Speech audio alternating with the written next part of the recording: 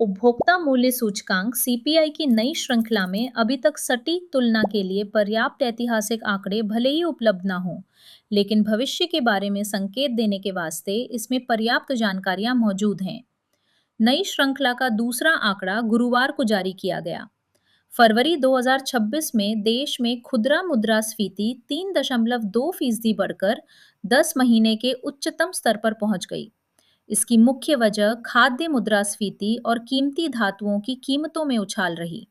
सरकार को इस उछाल पर जल्द से जल्द ध्यान देना चाहिए और पिछले 1 साल से मुद्रास्फीति के कम स्तर पर रहने के चलते उपजी किसी भी किस्म की लापरवाही से बचना चाहिए।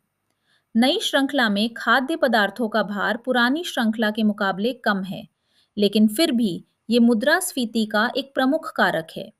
कुल सीपीआई में इसका भार 36.75% है। खाद्य एवं पेय पदार्थों की मुद्रास्फीति फरवरी में बढ़कर 3.35% हो गई, जो पिछले महीने 2.1% थी। मांस, तेल और फल एवं मेवों की कीमतों में तेजी से हुआ इजाफा इसका मुख्य कारण रहा। खासकर टमाटर की कीमतों में 45% से ज्यादा की मुद्रास्फीति दर्ज की गई। खुशकिस्मती से इसके साथ ही दो अन्य मुख्य खाद्य पदार्थों प्याज और आलू की कीमतों में क्रमशः 28% और 18% की गिरावट आई है। पिछले साल कम मुद्रास्फीति का एक बड़ा कारण सांख्यिकीय आधार प्रभाव था, जो अब खत्म हो चुका है। आगे की ओर देखें तो ऐसे कई कारक हैं जो खाद्य मुद्रास्फीति में तेज उछाल का सबब हो सकते हैं।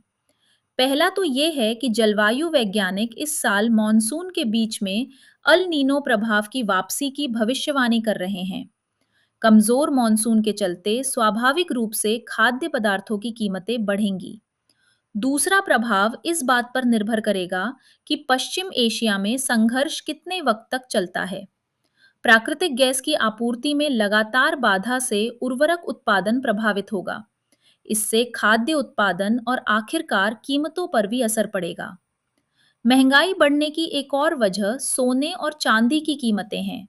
ये कीमतें निकट भविष्य में भी महंगाई का एक प्रमुख कारक बनी रहेंगी। सोने के आभूषणों की महंगाई दर जनवरी में पहले से ही चढ़ी 46.8% से बढ़कर फरवरी में 48.2% हो गई।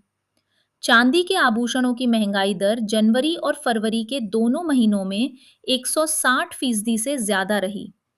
वैश्विक अनिश्चितता और चिंता के चरम पर होने के चलते सुरक्षित निवेश माने जाने वाली इन कीमती धातुओं की मांग में जल्द ही कोई कमी नहीं आने वाली है।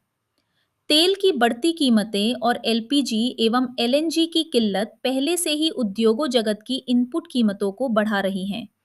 इसका बोझ आखिरकार उपभोक्ताओं पर ही पड़ेगा।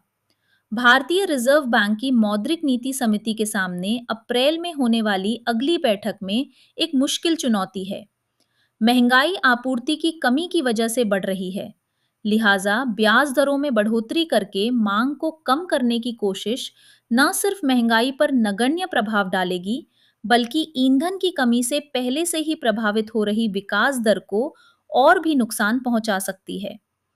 महंगाई पर लगाम लगाने की सारी जिम्मेदारी अब सरकार और उसके द्वारा ईंधन के वैकल्पिक स्रोतों को तेजी से उपलब्ध कराने की कोशिशों पर ही है।